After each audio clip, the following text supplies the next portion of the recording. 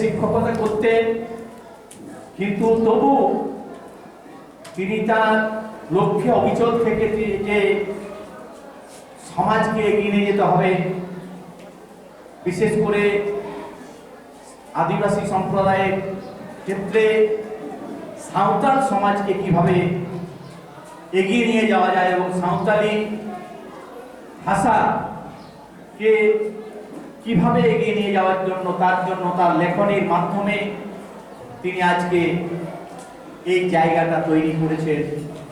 এটা আমাদের কাছে প্রেরণার জায়গা। আজকে আমাদের ভাবতে হবে যে অর্থ প্রাচুর্যই বড় কথা নয়, আমি আমার লক্ষ্যে যদি স্থির থাকতে পারি, আমি আমার অধ্যবসায় যদি ঠিক মতো চালিয়ে যেতে পারি, তাহলে কোনো বাধাই কিন্তু বাধা নয়, বাধাকে অতিক্রম করা যায়। তিনি সেটা কিন্তু প্রমাণ করেছেন।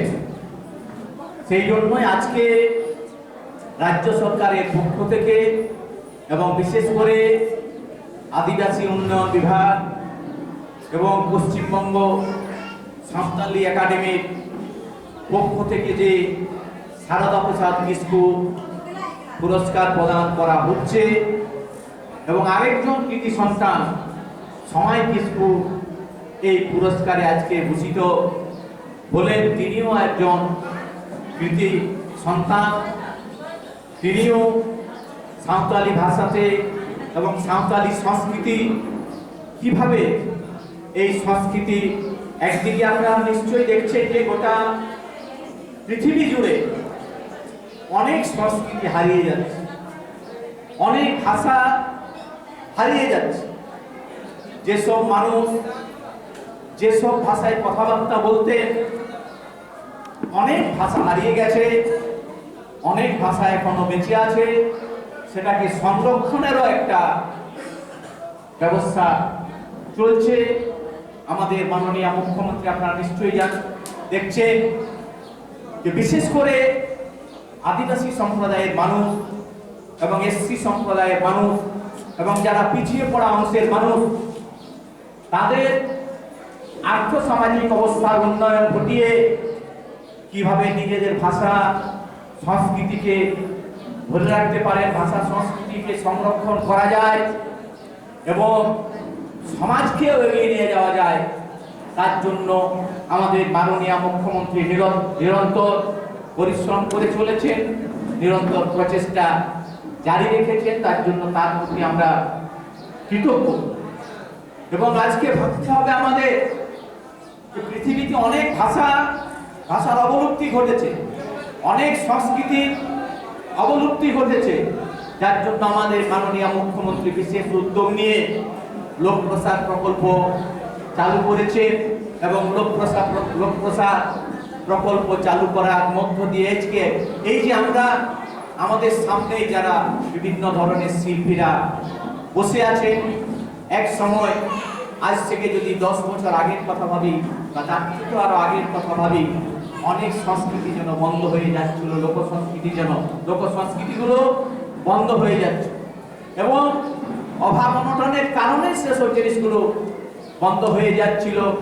জীবন জীবিকা, জীবন সংগ্রামের মধ্য দিয়ে মানুষ যখন নিজের জীবন অতিবাহিত করতে অতিষ্ঠ হয়ে পড়ছিলেন, সেই সময় তার ভাষা সংস্কৃতিকে কিভাবে ধরে রাখা যায় সেটাও একটা সংকটাসম্পন্ন হয়ে হচ্ছিল।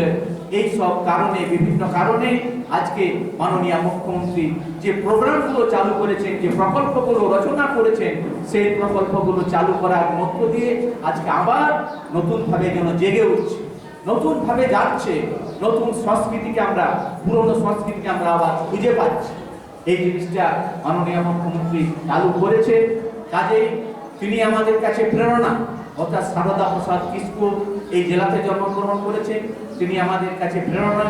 তার কাছ থেকে আমরা তার জীবনী হাঁটলে নিশ্চয়ই আমরা প্রেরণা পাবো এবং ভবিষ্যৎ প্রজন্ম, বর্তমান প্রজন্ম যেমন প্রেরণা পাবে, ভবিষ্যৎ প্রজন্ম প্রেরণা পাবে, তার জন্য আগামী দিনে যাতে করে আরো কিছু করা যায় আমরা সেটা সরকারের পক্ষ থেকে নিশ্চয়ই ভেবে দেখব।